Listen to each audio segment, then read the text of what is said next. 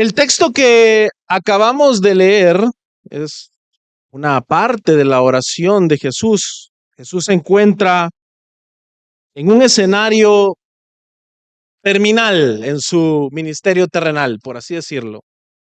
Él se encuentra cerca de la cruz. La agonía de la cruz es una de las cosas que seguramente ya se encontraban pesando fuerte en su corazón, mientras este texto que acabamos de leer, que tiene esa peculiaridad de ser una oración que tenemos registrada en la Escritura de Jesús por su iglesia. Esta es una oración preciosa, porque nos muestra la esencia del reino de los cielos acercándose. Hoy sabemos que esta realidad es aún más gloriosa porque el Hijo de Dios encarnado intercede por nosotros en los lugares celestiales. El Hijo ya no solamente encarnado, sino también inmolado por sus pecados y por los míos, ha resucitado para darle vida a usted cuando estaba muerto en sus delitos y pecados, y hoy exaltado a la diestra de Dios, intercede por nosotros y nos ha dado la promesa del Padre que Él recibió, que es el Espíritu Santo. Entonces, cuando leemos esta oración, esa oración va en congruencia con esa obra completa de Cristo.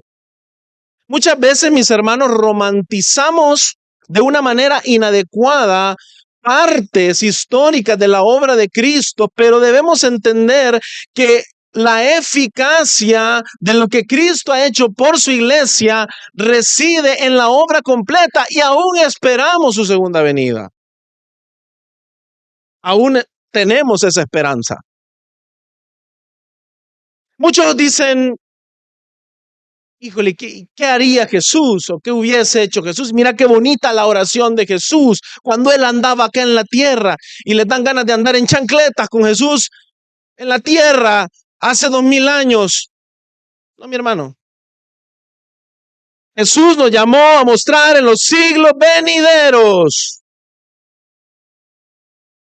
a nosotros, la iglesia, precisamente su obra iniciada en la cruz del Calvario.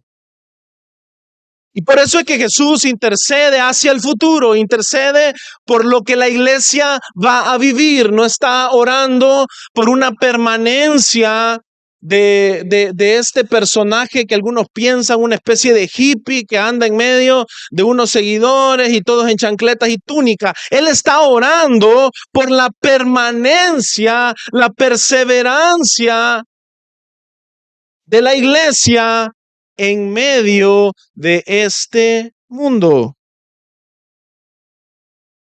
Él está hablando, cuando está orando, Él está hablando de una pluralidad. Él está hablando, mis hermanos, de muchas personas a los cuales Él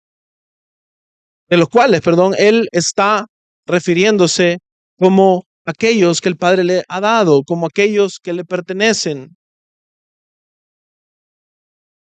Estas personas, como ya hemos estudiado, son inherentemente, hermanos, diversas. No nos vamos a detener más en estos asuntos para explicar más la diversidad, porque lo hemos hecho en vastedad. Pero esa diversidad, mi hermano, no significa que acá tenemos una amalgama de cosas incompatibles con el único mensaje de Cristo Jesús. La obra del Espíritu, que es decir, haber recibido las palabras de Jesús y creer que el Padre les envió, es lo que nos une. Por ende, aunque puede haber diversidad en aspectos secundarios, puede haber diversidad en aspectos en los cuales Dios mismo nos diseñó como un cuerpo para funcionar de manera diversa y para obrar de maneras diversas en el mundo. Tenemos una unidad inherente en el mensaje de Dios por medio de Cristo Jesús. Por eso, en el centro de la oración de Jesús por nosotros se encuentra la afirmación: la gloria que me diste, les he dado. Y en esta serie, mis hermanos, hemos hecho un énfasis de cómo la iglesia de Dios muestra la multiforme sabiduría de Dios en el mundo. Esa es la razón de la diversidad. No es una diversidad como la diversidad ideológica que vemos hoy, una diversidad forzada, cuotas de raciales, de tendencias sexuales. Esta es una diversidad falsa, forzada, en enemistad con Dios, en negación de la verdad de Dios. La verdadera diversidad a la que nos hemos estado refiriendo es aquella diversidad por medio de la cual Dios cumple sus propósitos en la tierra. Y tiene una granularidad enorme, porque cada uno de nosotros, y si ustedes lo recuerdan, debemos entender tal cual el apóstol Pablo lo entendió. Yo, que soy el más pequeño, se me ha dado esta tarea. Y decíamos, todos nosotros tenemos la obligación de tener el mismo entendimiento del apóstol Pablo. Pablo decía, yo que soy el más pequeño, y cada uno de nosotros debe decir lo mismo.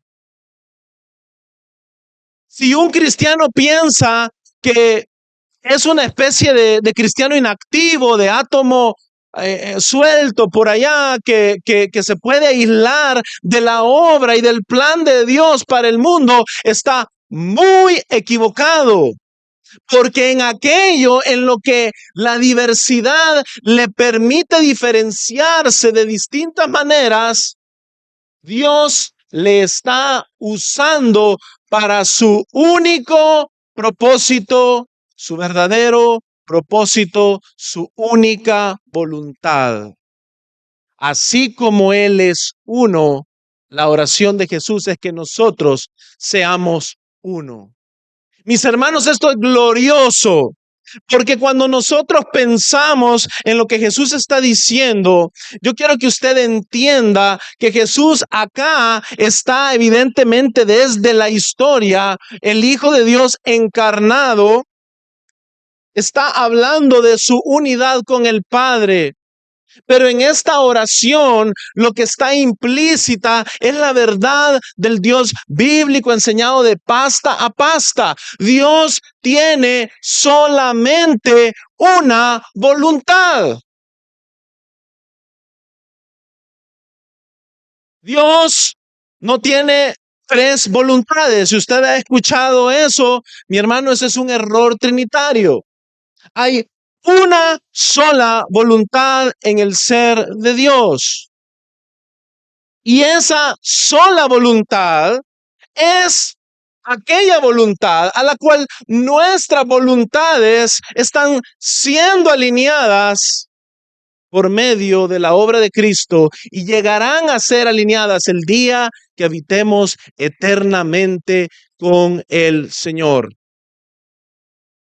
Nuestro Dios, mis hermanos, es un Dios que no tiene ningún tipo de quiebres dentro de sí mismo. Nuestro Dios es un Dios que es uno. Y lo glorioso que Él hace en medio de la creación, en medio de su iglesia, quien es el cuerpo, la plenitud de aquel que lo llena todo, en todo, lo glorioso que Él hace es que esta unidad de su acto puro, esa unidad de su voluntad, esa unidad de su amor es mostrada de una manera diversa. Por eso, todos y cada uno de los que estamos acá debemos hacernos responsables de nuestro rol dentro de la iglesia. Como decíamos, nadie es indispensable dentro de la iglesia, ¿no? Usted no es indispensable, pero si usted se desmarca de la iglesia, usted lo que ha hecho es comprobar que usted no forma parte de la iglesia. Es decir, aquellos que entienden como Pablo el rol que les ha sido dado y lo cumplen, aquellos que echan mano de aquellos dones que les han sido dados por el Espíritu para edificación de la iglesia y para el avance de la gran comisión, son aquellos que sí o sí se van a implicar en la causa de la gran comisión. Aquellos que por A o B motivo terminan negándose a hacerlo, comprueban ser la cizaña en medio del trigo. Es decir, nadie es indispensable, pero de los que verdaderamente le pertenecen al Señor, todos dan mucho fruto. Y eso, hermano, nos debe de llenar de ese sentido de responsabilidad. Sí, tenemos distintos caracteres, tenemos distintos talentos. El Señor ha dado diversos dones a los hombres. No esperamos ser fotocopias. Pero en medio de toda esa diversidad, nosotros mostramos una unidad. Y esa unidad, como habíamos dicho, consiste en aquello que el Señor nos ha dicho en su palabra respecto a Dios y respecto a aquellos que le pertenecen a Dios, es decir, el pueblo de Dios. El centro de la oración de Jesús tiene esa afirmación: la gloria que me diste les he dado para que sean uno, así como nosotros somos uno. Pero esta gloria, ¿de dónde viene? No es algo etéreo, no es algo, no es un aura, ¿ya? No es algo indefinible. Contrario a lo que nos diría alguna persona que practique el ocultismo o algún tipo de línea espiritista de pensamiento, la gloria que el Señor nos ha dado no es otra cosa que el despliegue real de quién es Dios y sus atributos en medio de la creación, en la historia de la redención, es decir, en el día a día. Decir que Cristo nos ha dado su gloria es también decir que nosotros como iglesia no es que andamos brillando como que somos faroles, sino que literalmente los atributos, la grandeza de Dios, su inmenso amor, su gracia y misericordia son mostrados de manera vívida. Por ende, esta no es una apelación al ego, la gloria. Algunos imaginan alguna especie de levantamiento de copa de algún torneo. No, la gloria consiste en Dios siendo mostrado de maneras prácticas, bíblicas, escriturales, en cada área de la vida de aquellos que pertenecen al reino de Dios. Y si eso no es mostrado, y si lo que hay es un espectáculo, si lo que hay es una similitud al trigo, pero la espiga que sale es venenosa y es diferente, usted es cizaña. Pero yo quiero que volvamos al texto y nos vayamos a los primeros 3 versículos. El versículo 14 inicia diciendo lo siguiente: yo les he dado ¿tú qué? Tu palabra.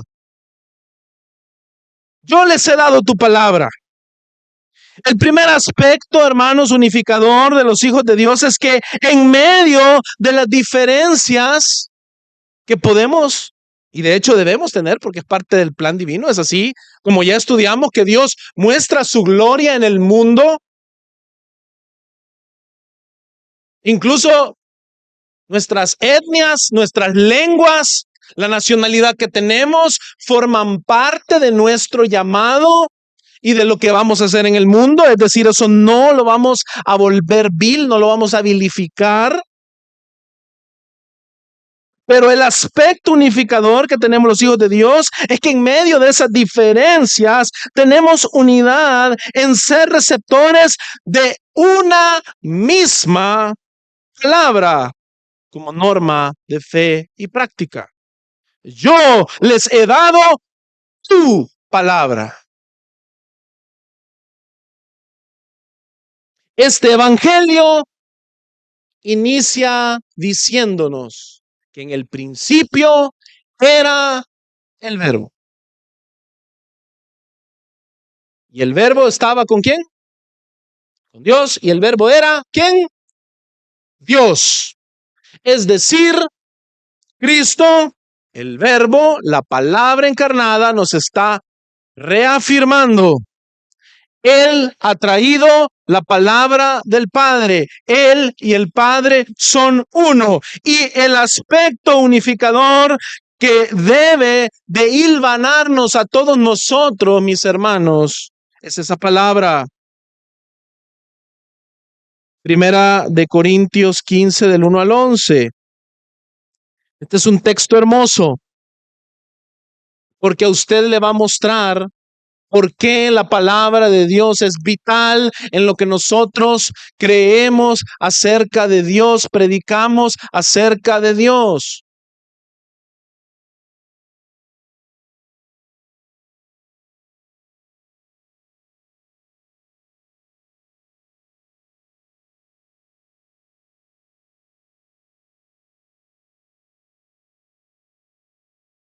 Fíjense lo que dice Primera de Corintios 15, del 1 al 11. Ahora les hago saber, hermanos, el evangelio que les prediqué, el cual también ustedes recibieron. ¿Es uno diferente el de Pablo? ¿Está predicando una versión distinta? No. En el cual, también están firmes. Es decir, este mismo evangelio que recibieron los creyentes en la iglesia primitiva, que es el que está acá reafirmando Pablo, es en el que está firme la iglesia. Cualquier alteración de esto hace que la iglesia sea una iglesia que no está sobre la roca que es Cristo. Por el cual dice en el versículo 2, también son salvos. Es decir, mi hermano, es relevante para usted y para mí que usted y yo conozcamos la palabra de Dios sin alteración. ¿Por qué? Porque por ese evangelio es que somos salvos. Es crucial, es debido a muerte, hermano. No hay aquí una manera de buscar un atajo. Este es el evangelio que está diciendo Pablo que predicó y que es el mismo que recibieron los creyentes en Corinto, en el cual ellos están firmes y por el cual ellos son salvos. Y continúa diciendo, si retienen, es decir, si eso mismo que recibieron son capaces de mantenerlo, lo defienden, lo predican, lo sostienen, no lo alteran, no lo tuercen, sino que ustedes lo retienen. Si retienen la palabra que les prediqué, a no ser que hayan creído en vano, porque yo les entregué en primer lugar lo mismo que recibí. Pablo no está hablando novedades. Yo quiero que eso lo tengamos muy claro. Sí, hermosa la diversidad, mi hermano. Sí, hermosos los dones que Dios ha impartido a la iglesia. Sí, hermoso el hecho que acá en medio de nosotros hay lectores bíblicos muy dotados que son capaces de interpretar la escritura y darnos una luz por medio de la iluminación del Espíritu sin torcer la escritura que tal vez no habíamos visto y hasta ahí estamos bien. Pero mi hermano, si alguien comienza a llevar la diversidad por rumbos que irrumpen en la unidad de la única palabra de Dios, entonces nuestras alarmas deben encenderse, y Pablo está siendo rígido acá, muy rígido, porque es precisamente el punto que él quiere hacer, la unidad de la palabra de Dios.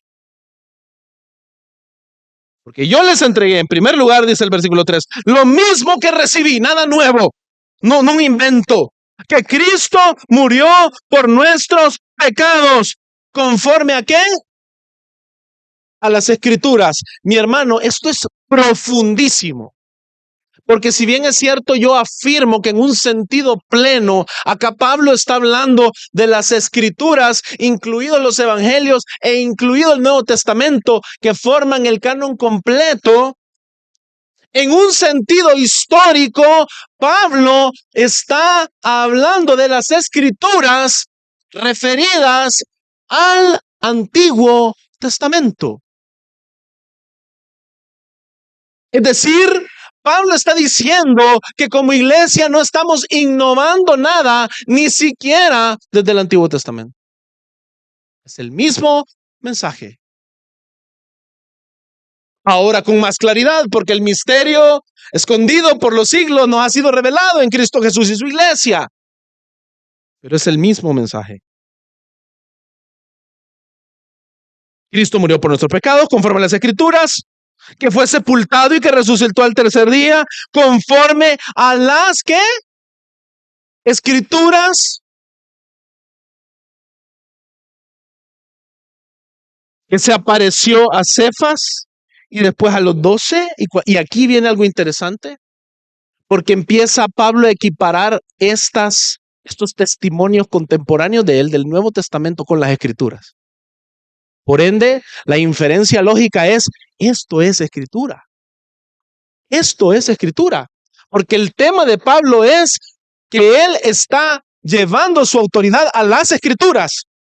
Y está equiparando las Escrituras del Antiguo Testamento con el testimonio de Cefas y los 12. Es decir, esto es Escritura. Luego se apareció más de 500 hermanos a la vez, la mayoría de los cuales viven aún, pero algunos ya duermen. Después se apareció a Jacobo, luego a todos los apóstoles.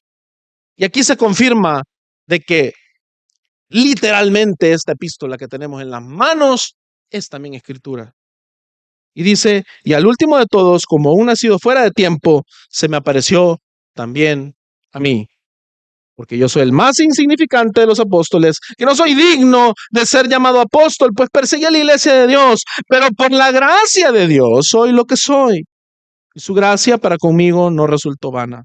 Antes bien he trabajado mucho más que todos ellos, aunque no yo, sino la gracia de Dios en mí.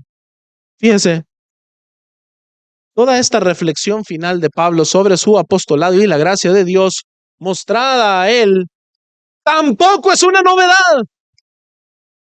Tampoco es Pablo inventándose una doctrina para caber él ahí. Sino, vean a Noé, que en una generación pecadora halló ¿qué? Gracia delante del Señor. Si no, piensen en Abraham, quien estaba lejos de ser perfecto. Pero Abraham creyó y su fe le fue contada por justicia. Es decir, Pablo no se está inventando nada. Todo es el mensaje unido, página a página, de pasta a pasta, en la palabra de Dios que nos ha sido dada. Por ende, mis hermanos, el aspecto unificador con el que Jesús inicia esta sección de su oración en el versículo 14 no es otra cosa que la palabra de Dios. Yo les he dado tu palabra. Y sí, mis hermanos, coexistimos en la unidad, pero Él nos ha dado la única palabra de Dios, la cual es no solamente la que nos trajo a vida, cuando estábamos muertos en delitos y pecados, sino que es también la que nos sostiene, es también la que nos alienta, la que nos consuela, la que nos sustenta, la que nos instruye, la que nos guía. Estamos muertos sin ella. Y la oración de Jesús le da un lugar preponderante a esta palabra. ¿Qué lugar le estamos dando a nosotros? ¿Dónde está nuestra Biblia?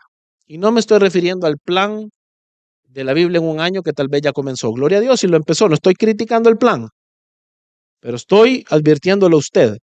Si usted solo quiere que la aplicación de la Biblia le marque los días, le dé un escudito porque da escudito, estamos fritos, hermano.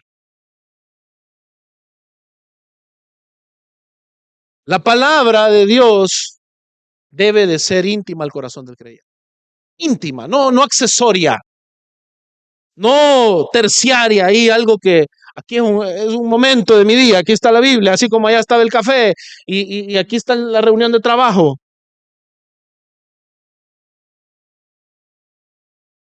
Esto es muy importante, mi hermano.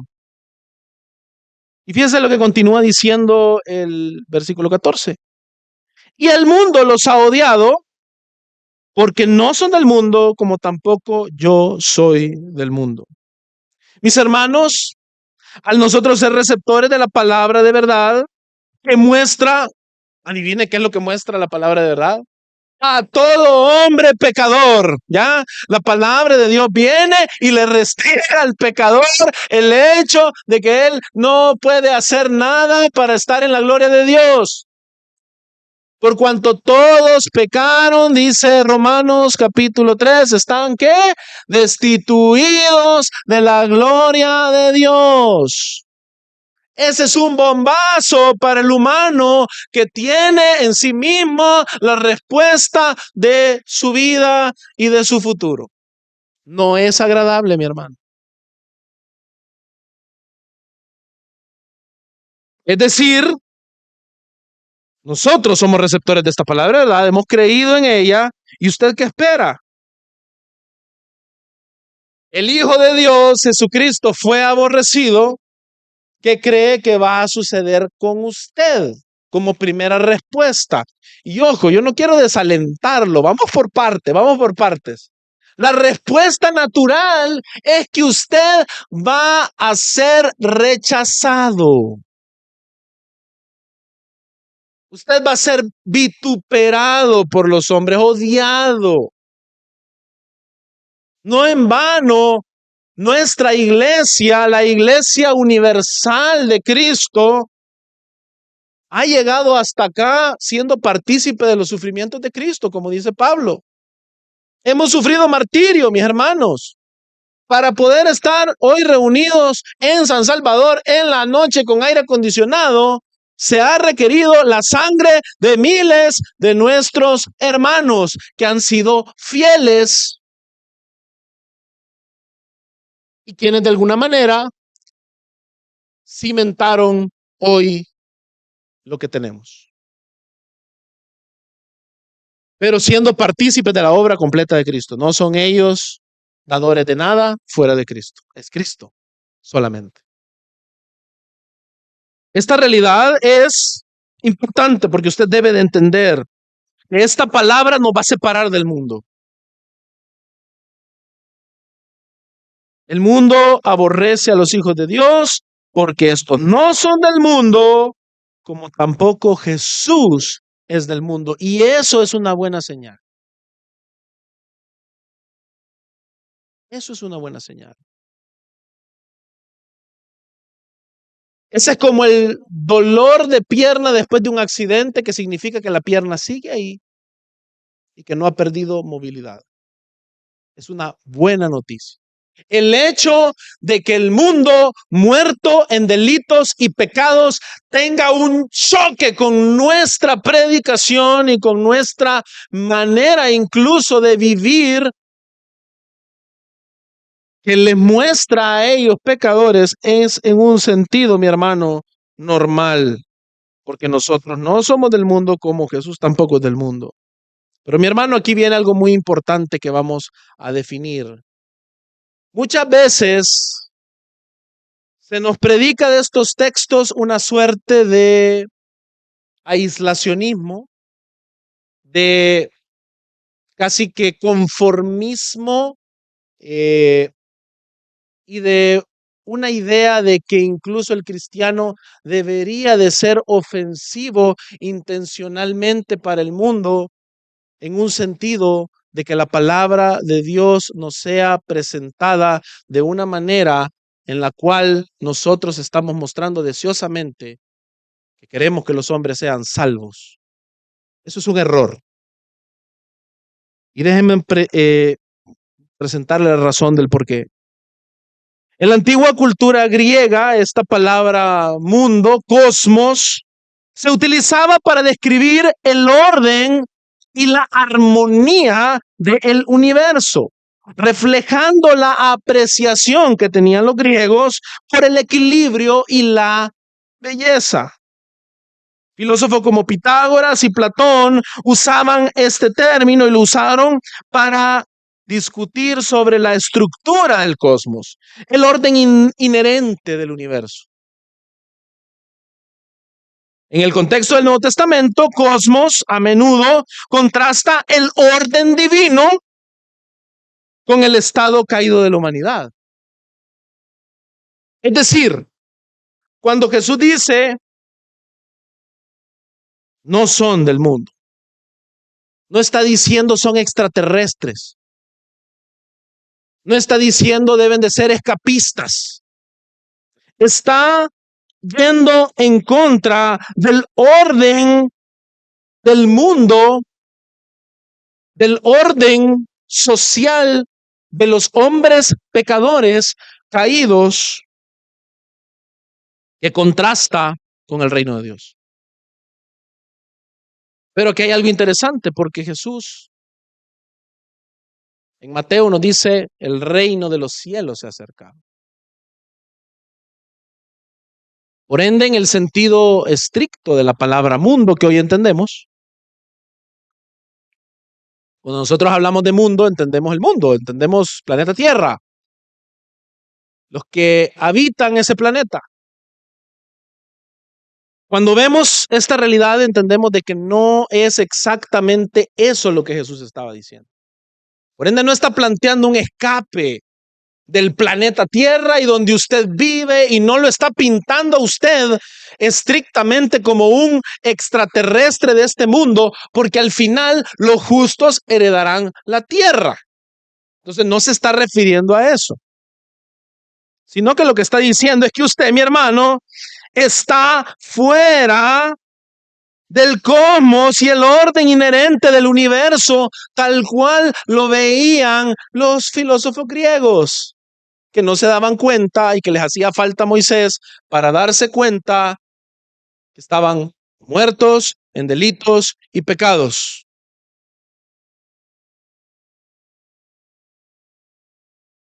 Por ende, cuando Jesús dice el mundo los ha odiado, se está refiriendo a esto, a ese choque entre el orden divino al cual ahora formamos parte. Usted y yo formamos parte de un cosmos en choque con el estado caído de la humanidad y el sistema mundial que se opone al reino de Dios. Y esa es una batalla cósmica, es decir, de mundos, que está sucediendo hoy en día en este mundo. Entonces Jesús no le está diciendo a usted extraterrestre y sálgase, y si es posible váyase allá al pico más alto del Picacho y ahí sea usted aislado, un creyente puro, ahí sin contaminación de este mundo. No es eso, no se está refiriendo a eso. Y ya lo vamos a comprobar con el texto. Si usted no me creyó y dijo el hermano que sacó de la manga una buena, el texto me va a dar la razón porque estamos tratando de ser fieles al texto. Fíjense lo que dice, porque no son del mundo, como tampoco yo soy del mundo. Vamos a irnos a Juan capítulo 8, del 48 al 59. Y aquí va a ver usted de lo que estamos hablando, de este choque.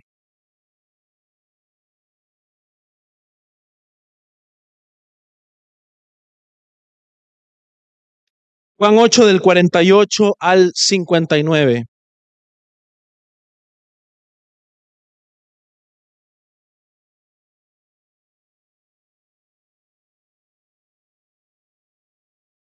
Fíjese lo que dice la palabra de Dios. Los judíos le contestaron, ¿no decimos con razón que tú eres samaritano y que tienes un demonio? ¿Se da cuenta de eso? Algunas reacciones que recibimos a veces. Jesús respondió, yo no tengo ningún demonio, sino que honro a mi Padre y ustedes me deshonran a mí.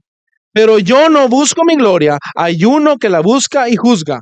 En verdad les digo que si alguien guarda, ¿qué? Mi palabra, no verá jamás la muerte. Los judíos le dijeron, ahora sí sabemos que tienes un demonio. Abraham murió y también los profetas. Y tú dices, si alguien guarda mi palabra, no probará jamás la muerte.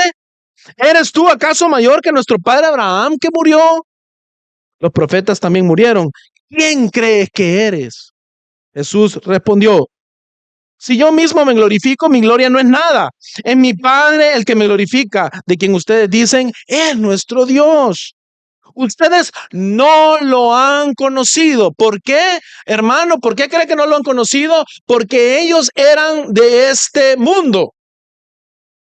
Porque ellos eran de este cosmos. Ese es el motivo.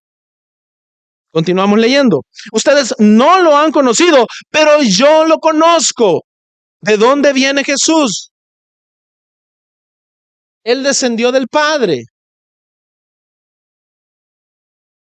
Pero yo lo conozco. Y si digo que no lo conozco, seré un mentiroso como ustedes. Pero sí lo conozco y guardo su palabra. Abraham, el padre de ustedes, se regocijó esperando ver mi día y lo vio y se alegró.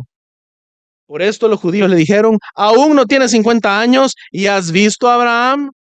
Jesús les dijo, en verdad les digo que antes que Abraham naciera, yo soy.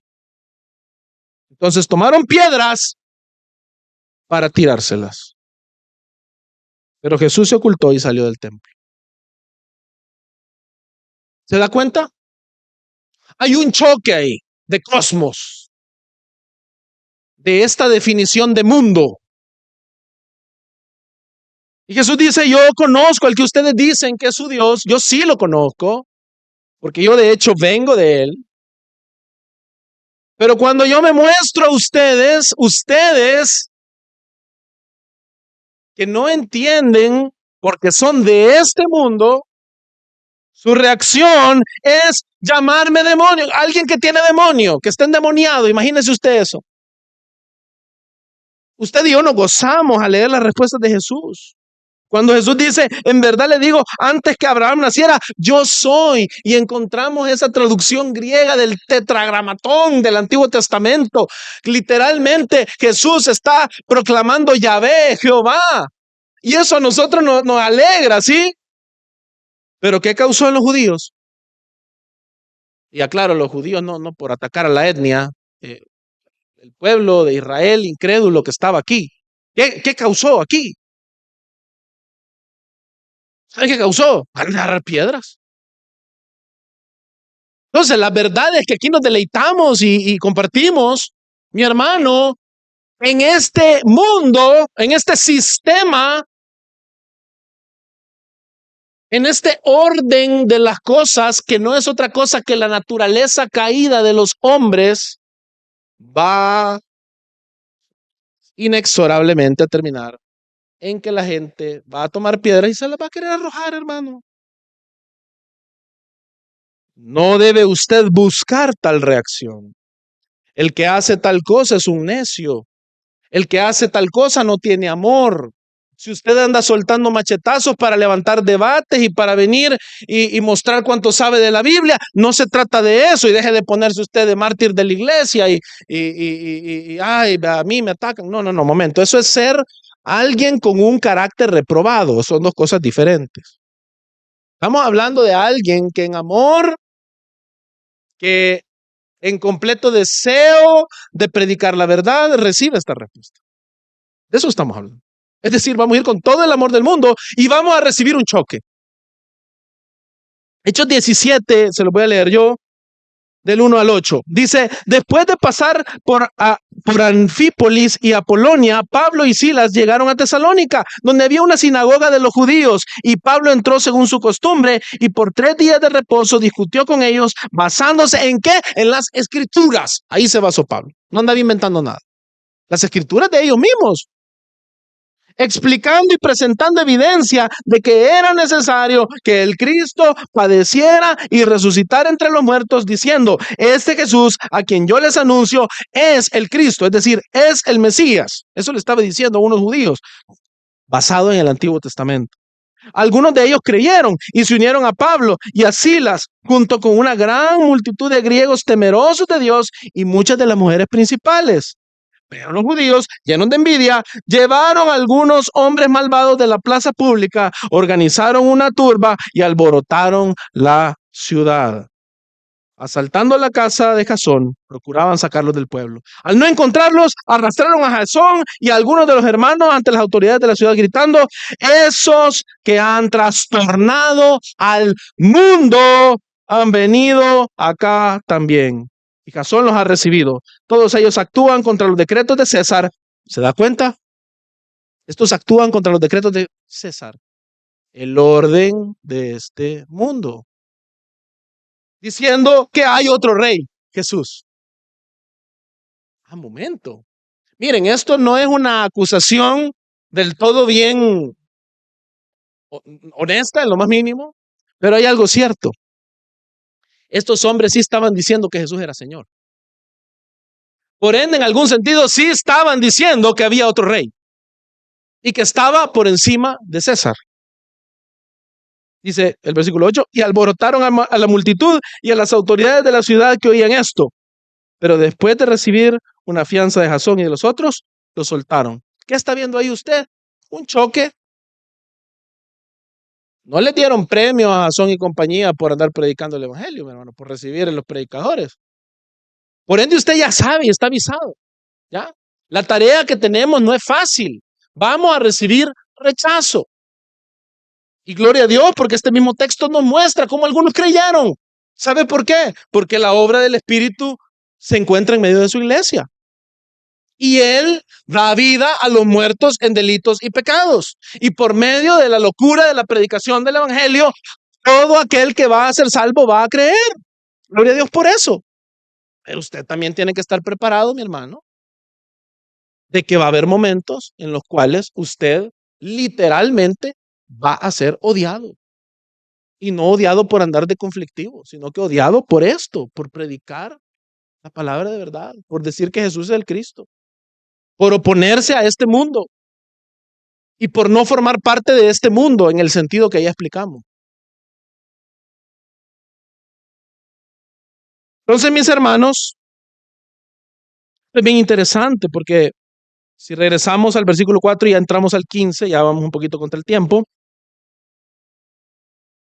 Este versículo 14 es interesante porque cuando usted lo ve,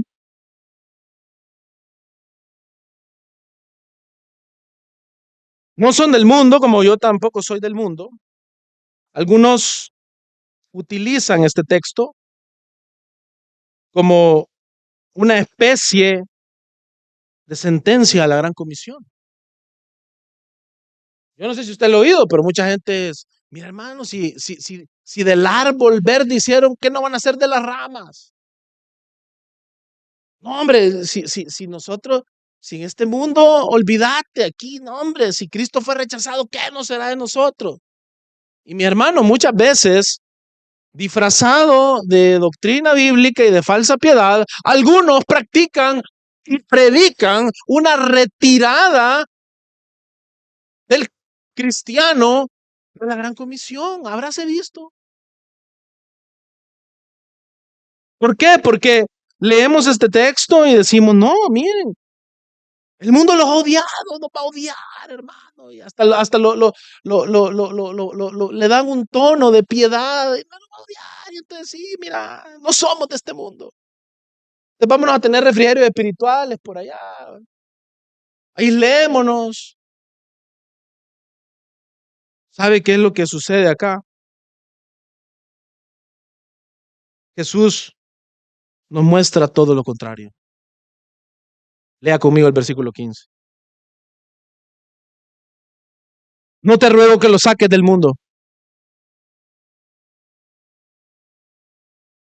Léalo, digiéralo, mastíquelo.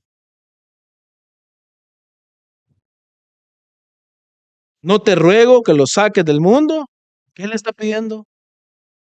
Sino que lo guardes del maligno. Mi hermano, la oración de Jesús es a la ofensiva. Es decir, ellos no son del mundo, no son de este orden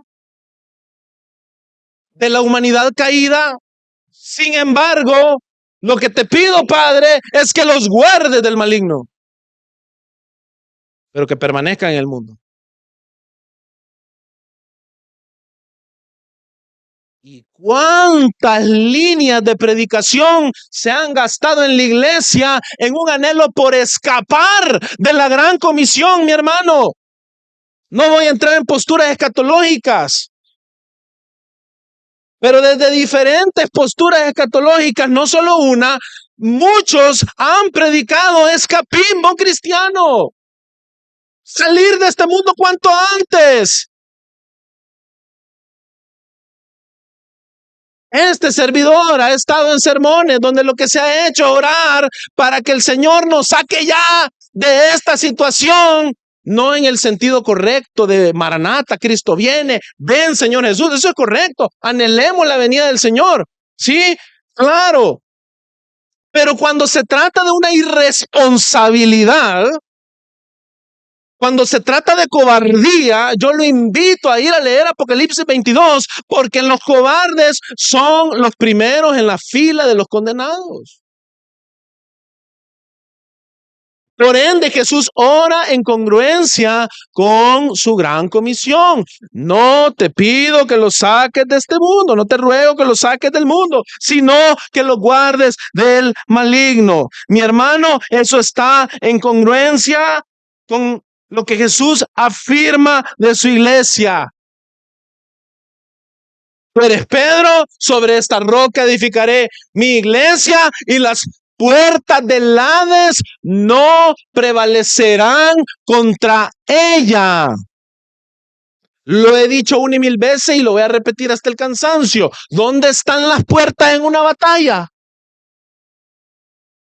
¿Ha visto usted un ejército que sale con puertas a atacar? Si lo vio, cuénteme. Bueno, las puertas de un tanque tal vez, o del avión, jet, pero no, estamos hablando de puertas de una ciudad. ¿Cuándo vio? Léame en la Biblia que salió alguien el único que salió con unas puertas y era un tipo de Cristo, de Sansón, que las va a poner allá arriba de un monte.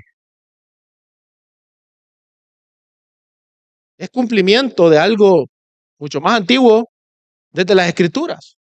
Váyase a leer Génesis 22 y lo que le dice el Señor a Abraham. Tu descendencia poseerá las puertas de sus enemigos. Es decir, si las puertas del Hades no van a prevalecer contra la iglesia, significa que la iglesia está acorralando al Hades. Está invadiendo la ciudad del Hades. Y esas puertas no van a prevalecer.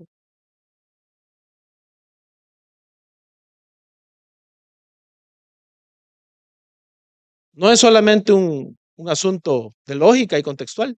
Como le digo, Jesús está citando literalmente, porque en ese mismo evangelio él es presentado como el hijo de Abraham, el hijo de David, y a Abraham el Señor le prometió que poseería la puerta de sus enemigos. Entiéndase, invasión de ciudades. Las puertas del Hades no van a prevalecer contra la iglesia. Mateo 28 del 18 al 20, usted ya lo conoce por vastedad.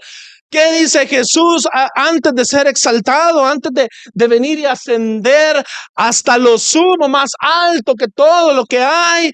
Él dice, toda potestad me ha sido dada en los cielos y en la tierra. Por tanto, vayan, hagan discípulos bautizándolos en el nombre del Padre, del Hijo y del Espíritu Santo, enseñándoles todas las cosas que yo les he mandado, que es la palabra de Dios. Y aquí yo estoy con ustedes todos los días hasta el fin. Sí, el mundo nos va a odiar, pero ahí vamos. Él prometió estar con nosotros y su espíritu está con nosotros.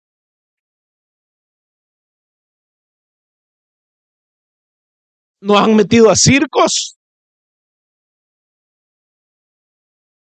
nos han clavado, nos han masacrado y aquí estamos para la gloria del Señor. El problema es que a veces no creemos nosotros. Y el Señor ora de esa manera. Si usted quiere escapar, está muy errado. La intercesión de Cristo es porque el Señor lo proteja a usted del maligno mientras usted es obediente a la gran comisión y obediente al plan de Dios para su iglesia. Qué gloriosa es esa verdad, mi hermano. Este clamor de Jesús es totalmente congruente con la gran comisión. Hay un texto que no quiero dejar de leer y se me acorta el tiempo, pero lo vamos a leer rapidito, que es 2 de Timoteo 3. Normalmente este texto es utilizado también para deprimirnos, pero yo quiero que le ponga atención. Se lo voy a leer yo rápido. Dice, pero debes saber esto, que en los últimos días vendrán tiempos difíciles, porque los hombres serán amadores de sí mismos, avaros, jactanciosos, soberbios, blasfemos, desobedientes a los padres, ingratos, irreverentes, sin amor, implacables, calumniadores, desenfrenados, salvajes, aborrecedores de lo bueno, traidores, impetuosos, envanecidos, amadores de los placeres en vez que amadores de Dios, teniendo apariencia de piedad, pero habiendo negado su poder, a los tales evita. Porque entre ellos están los que se meten en las casas y se llevan cautivas a mujercillas cargadas de pecados, llevadas por diversas pasiones, que siempre están aprendiendo, pero nunca pueden llegar al pleno conocimiento de la verdad. Y así como Janes y Jambres se opusieron a Moisés, de la misma manera, estos también se oponen a la verdad. Y algunos ahí se quedan. Ahí termina el texto para algunos. Ya ves, en los últimos días van a venir todos estos hombres y van a hacer de nosotros papilla. Van a hacer para un lado y para el otro. ¿Pero qué dice? Son hombres de mente depravada, reprobados en lo que respecta a la fe. Y dice el versículo 9. Pero no progresarán más, pues su insensatez será manifiesta a todos, como también sucedió con la de aquellos dos. Tenemos el testimonio de que la insensatez de Janes y Jambres fue manifiesta y por eso el plan de Dios se cumplió y estamos hoy usted y yo aquí. De la misma manera va a ser manifiesta la necedad de toda la humanidad malvada de este mundo en rebeldía con el Señor. Va a ser manifiesta y la manera es la luz viniendo a las tinieblas. Inicialmente, mi hermano, la luz es mostrada por medio de la iglesia, llevando esta palabra que estamos diciendo que es lo que nos une. La llevamos en la diversidad, pero en unidad, en acuerdo con ella. Y vamos y la predicamos sin temor. En algunos lugares nos van a echar, nos van a rechazar, nosotros tenemos un contexto en el cual no nos matan por esto, pero sí nos cortan el habla. Pero seguimos adelante, llevamos esa palabra. Y esa palabra es ya el anuncio del día final en el cual la luz va a venir definitivamente. El Hijo de Dios va a venir como llama de fuego y va a consumir a todo aquel que no obedeció el Evangelio. Por ende, el mensaje del evangelio es exitoso ya. El mensaje del evangelio lleva el poder de Dios ya. Tiene el poder del Espíritu Santo ya, pero tiene un final 100% glorioso. ¿Por qué? Porque todos aquellos a quien el Padre escogió y dio al Hijo, el Hijo dice, nadie va a arrebatar ni uno tan solo de ellos de mi mano. Ese día vamos a estar todos con el Señor y su victoria va a ser manifiesta a todo el mundo. Por ende, el mensaje glorioso del Evangelio gana. Y gana en esta tierra. ¿Glorificada? Sí, porque va a venir en gloria con sus santos ángeles, con voz de mando y con trompeta de Dios. Qué glorioso. Pero todo aquel que anhela ese futuro se pone a trabajar en el presente.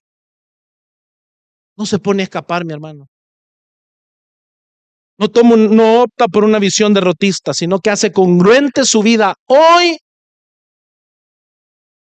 con el futuro que espera en la eternidad en Cristo. Lo hemos dicho antes. No puede decir alguien que ama la venida del Señor si hoy en día en este mundo aborrece la venida del Señor a través de no querer consagrarse para la gran comisión. A través de no querer vivir vidas santas que honran al Señor. A través de no querer obedecer sus palabras aun cuando hay oposición. Para los que esas cosas les parecen pesadas, cargas pesadas, cosas que no quieren hacer, cosas que les molestan, mis hermanos, para todos ellos vivir la eternidad con el Señor va a ser un juicio. Es la definición de ser condenado, vaya. Es la definición de ser un incrédulo. Por ende, si usted es creyente, usted actúa de manera que se haga en la tierra como en el cielo. Esa es su oración y esa es también su acción. Cuando Jesús hace esta petición, mis hermanos, lo hace totalmente pensando en el hecho de que nosotros vamos a cumplir la gran comisión y este es un llamado ofensivo. Y el versículo 16 dice nuevamente una frase similar a la que vemos en la segunda parte del 14. Dice, ellos no son del mundo, como tampoco yo soy del mundo. Jesús reafirma que usted y yo, como hijos de Dios, no somos del mundo, como Él no es del mundo, pero dada la petición previa que debe de enmarcar nuestra interpretación, la inferencia aquí es que nuestra unidad a Cristo es también nuestra unidad en su victoria. Es decir, en este choque de cosmos, de mundos, nosotros estamos unidos a Él. Así como Él no es de este mundo, nosotros tampoco. Ahora, la pregunta es, ¿qué pasa en ese choque de mundos? La palabra de Dios es bien clara. Fíjese lo que dice Juan 18, del 33 al 40, y se lo voy a leer yo por motivos de tiempo. Dice, Pilato volvió a entrar al pretorio y llamó a Jesús y le preguntó, ¿eres tú el rey de los judíos? Jesús respondió, ¿esto lo dices por tu cuenta o porque otros te lo han dicho de mí? Pilato contestó, ¿acaso soy yo judío? Tu nación y los principales sacerdotes te entregaron a mí. ¿Qué has hecho? Jesús le respondió, mi reino no es de este mundo. Ahora piense usted en el concepto de mundo que debería de usted tener al leer esta palabra. Mi reino no es de este mundo. Si mi reino fuera de este mundo, entonces mis servidores pelearían para que yo no fuera entregado a los judíos. Pero ahora mi reino no es de aquí. Mi hermano, y usted se da cuenta mientras lee entre líneas que lo que Jesús está diciendo es, Pilato, lo que está sucediendo aquí es muy superior a lo que tus soldados pueden hacer.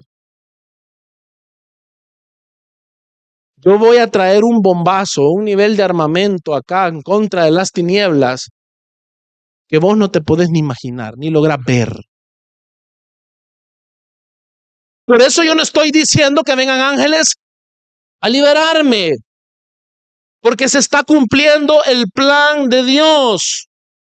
Es decir, el sacrificio de Cristo por los pecadores, la victoria en la cruz, que Pablo nos dice en Colosenses que no fue otra cosa que la exhibición pública de los principados y de las potestades. Roma creía que estaba exhibiendo a Jesús, a un pseudo mesías judío. Los judíos creían que estaban exhibiendo a un falso mesías. Pero ¿qué hace Dios en la cruz? Exhibe públicamente a los principados y a las potestades. Mi reino no es de aquí. El ataque que se está llevando a cabo es muy superior. Sí que tú eres rey, le dijo Pilato. Tú dices que soy rey, respondió Jesús. Para esto yo he nacido y para esto he venido al mundo, para dar testimonio de la verdad. Esto es trascendente a Pilato con sus hombres clavándolo por los cargos falsos que se le habían levantado. Esto va más allá, esto llega a un contexto como el nuestro. Estamos aquí. ¿Qué tenemos que ver nosotros con el contexto político de Judea bajo el dominio de los romanos? Pregúntese. Y eso es lo que Jesús está diciendo. ¿Para qué he venido yo a este mundo? Yo he nacido para esto, para dar testimonio de la verdad. Y para eso ha nacido usted y también yo. Por ende, no se trata de un escape en el sentido estricto, sino de un entendimiento correcto. Me refiero a un escape de venir y no tomar armas y vamos a pelear. No, eso no tiene sentido. Pero sí tomamos las armas en el sentido estricto de la gran comisión. Porque para eso hemos nacido. Todo el que es de la verdad escucha mi voz. Pilato le preguntó qué es la verdad. Mis hermanos, esa es la pregunta trascendental. ¿Qué es la verdad? Salmo 110 del 1 al 2. Un salmo de David, mira lo que dice. Dice el Señor a mi Señor, siéntate a mi diestra hasta que ponga a tus enemigos por estrado de tus pies. El Señor extenderá desde Sión tu poderoso cetro diciendo, domina en medio de tus enemigos. ¿Se da cuenta que lo que yo acabo de decir hace un rato de esto de la lucha de cosmos no es un invento mío? Exactamente el concepto que hay en este salmo. El reino del Mesías se establece como un dominio en medio de los enemigos de Dios. Sin embargo, eso no le priva de tomar el poder de la diestra de Dios. El Señor le dice a nuestro Señor, siéntate a mi diestra hasta que ponga a tus enemigos por estrado de tus pies. Es decir, Cristo obtendrá la victoria. Pero luego dice el Señor extenderá desde Sión tu poderoso cetro. Y Sión es la ciudad de Dios. Sión es habitada por el pueblo de Dios. Es decir, la victoria es de Cristo, la victoria es del Mesías. Pero la victoria es una victoria en la cual el pueblo de Dios participa. Por eso cuando Jesús dice, yo no soy de este mundo y ellos tampoco son de este mundo, lo que está diciendo es, miren, ellos participan de mi reino. Ellos participan de ese dominio en medio de los enemigos. Es muy diferente al escapismo que muchas veces hemos pensado, mi hermano. Si usted no me cree, Romanos 16 del 19 al 20 nos lo pone en términos más prácticos. Todo el Nuevo Testamento cita constantemente el Salmo 111. Eso es un texto citado. Jesús lo dice sobre sí mismo y lo escapan a apedrear. El autor de Hebreos lo dice como 4 veces. Pablo lo dice, lo dice al revés y al derecho. Todos lados. Pero esta cita es la más interesante. Fíjense lo que dice Romanos 16 del 19 al 20. Porque la noticia de la obediencia de ustedes se ha extendido a todos. ¿Obediencia a qué? A la palabra de Dios, ¿verdad? Obediencia al evangelio, al único evangelio del que Pablo ya veníamos diciendo que hablaba. Por tanto, me regocijo por ustedes, pero quiero que sean sabios para lo bueno e inocentes para lo malo. ¿Y qué dice el versículo 20? Y el Dios de paz aplastará pronto a Satanás debajo de los pies de ustedes. La gracia de nuestro Señor Jesucristo sea con ustedes. Esa última oración es más bélica de lo que usted se imagina. Porque es la gracia de Dios para que Satanás sea aplastado bajo nuestros pies.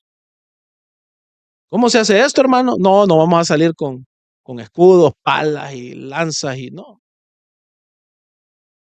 Mi hermano, con la locura de la predicación del evangelio del Cristo crucificado, inmolado por su pecado y por el mío, resucitado al tercer día para darnos nueva vida y exaltado a la diestra de Dios para poner a sus enemigos por estrado de sus pies, para lo cual nos ha dado su espíritu.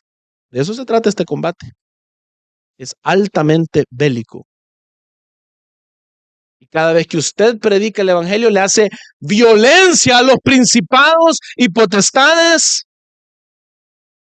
Ellos reciben el anuncio de que ahora no pueden detener la obra de Dios en el mundo, como vimos hace algunos jueves. Los 7 espíritus de Dios han salido por toda la tierra y es imposible detenerlo. Eso, mi hermano, no es para que usted se envanezca. Eso es para que usted se haga responsable. Sí, en el mundo usted va a tener aflicción, pero confíe, es el Señor quien ha vencido el mundo. Predicar a Cristo no es algo popular en el sistema de este mundo, pero es la predicación del reino de los cielos que se ha acercado y que va a llenar la tierra. O sea que mi escatología está en lo correcto o la de cualquier otra persona. De esa no se escapa este mundo. La tierra será llena de la gloria del Señor. Y usted y yo debemos obedecer. Y cerramos con el versículo 17, mis hermanos.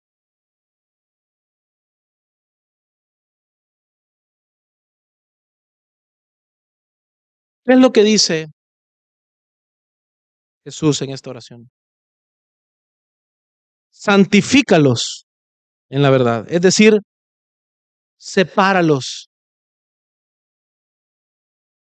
que sean distintos al mundo, que sean santos como Dios es santo. Y esto es a través de la palabra de verdad. No es un ritualismo, no es legalismo de hombres. Santifícalos en la verdad. ¿Qué nos identifica, mi hermano? ¿Qué nos separa de este mundo? La verdad de Dios. Ahí queda en pie o se cae nuestra santificación.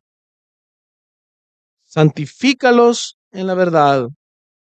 Tu palabra es verdad. Mis hermanos, por este motivo que el Salmo 119 del 10 al 11 nos dice: con todo mi corazón te he buscado, no dejes que me desvíe de tus mandamientos. En mi corazón he atesorado tu palabra para no pecar contra ti.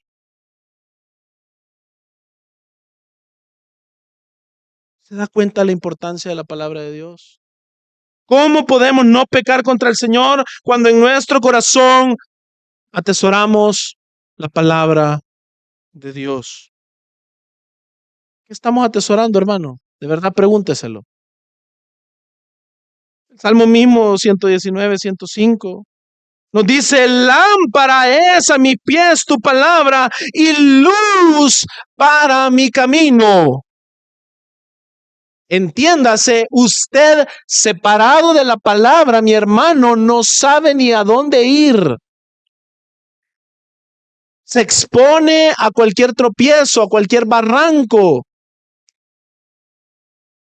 Se expone a un sinnúmero de caídas. Usted está ciego. Usted no va a llegar. Pero la palabra de Dios es lámpara a nuestros pies y es luz a nuestro camino. Porque la palabra de Dios, mi hermano, nos santifica y nos separa y nos pone en los caminos de Dios. Nos pone en la voluntad de Dios. Nos hace como Cristo, quien es Dios, por el poder del Espíritu.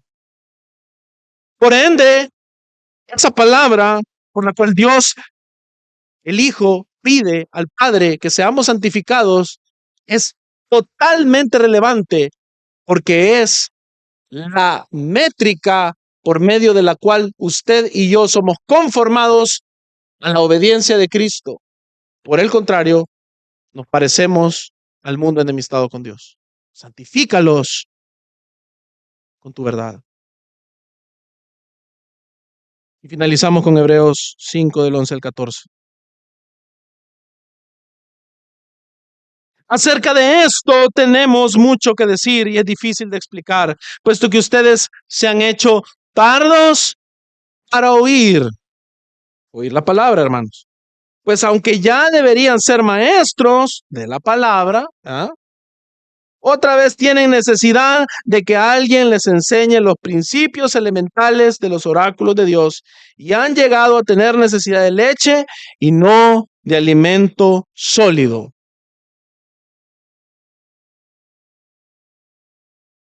¿Usted es alguien que no voltea a ver su Biblia? Ahí está usted. Perdón que se lo diga tan directo. Usted ha llegado a tener necesidad de leche y no de alimento sólido. Usted es inmaduro. Y el Señor nos llama a la madurez, mi hermano. Dice el versículo 13, porque todo el que toma solo leche no está acostumbrado a la palabra de justicia porque es niño. Y mis hermanos, el querer escapar de aquello que la palabra de Dios nos manda a hacer es precisamente buscar solo la lechita. Allá donde me dan palmaditas. Allá donde qué bonito. Pasamos allá, fíjate, en un ambiente bien bonito. Solo los hermanos. Aquí nadie ofende a nadie. Nadie exhorta a nadie. Nadie dice nada. Aquí estamos, un refrigerio espiritual. A veces venimos y juzgamos a los pentecostales nada más, pero que agarremos nuestra matata también.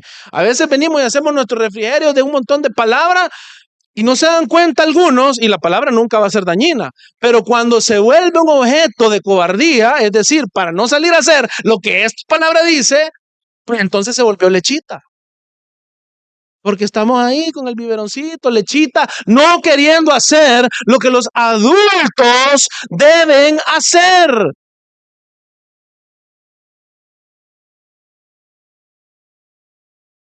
La palabra de justicia es chocante para el niño.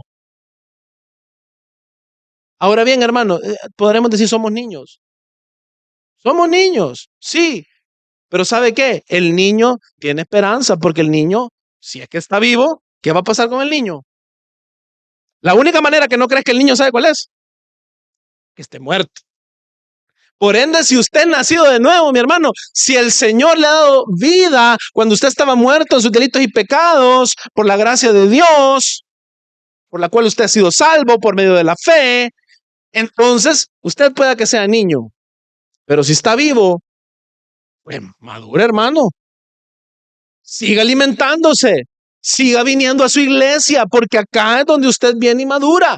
Acá es donde encuentra cristianos que le van a edificar, ejemplos de vida que imitar. En esa diversidad usted va a encontrar gente que imitar y también en esa diversidad le van a caer su par de palazos. Sí, algunos piadosos, otros en pecado, pero ahí también va a ejercitar el perdón. Y entonces ahí usted va a ser el hombre maduro, que ya no solo toma lechita, sino que ya vinieron y lo ofendieron. Y como Cristo viene y pasa por alto la ofensa, muere por el hermano, muestra gracia, amor, misericordia. Eso es ir comiendo carnita. Pero no se logra si usted no está vivo, como un niño aunque sea, pero vivo, y aquí alimentándose en la iglesia. El alimento sólido, dice Pablo, el autor de Hebreos. Dice, el alimento sólido es para los adultos, los cuales por la práctica tienen los sentidos ejercitados para discernir el bien y el mal. La oración de Jesús contestada, santifícalos con tu verdad. Tu palabra es verdad. La reversión de lo que pasó en el Edén. El pecado del Edén, querer arrebatar en pecado el conocimiento del bien y el mal.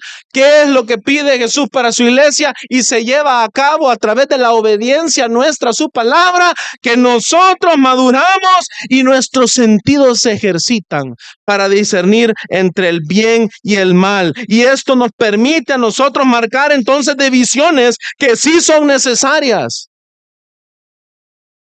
La división entre la luz y las tinieblas, entre la muerte y la vida, entre el trigo y la cizaña, entre el bien y el mal. Ese discernimiento solamente viene, mi hermano, cuando usted de verdad es partícipe de este tipo de unidad en la diversidad.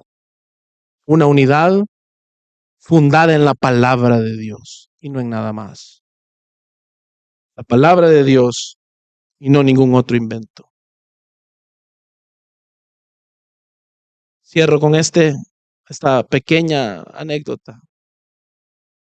Yo antes trabajaba en diversas industrias y un experimentado molinero de ya varios años en un molino me dijo, oye, hay equipos que medio detectan cuando la harina está buena. Pero yo, me dijo, hago esto, me dijo. Y abrió un ducto y metió su mano.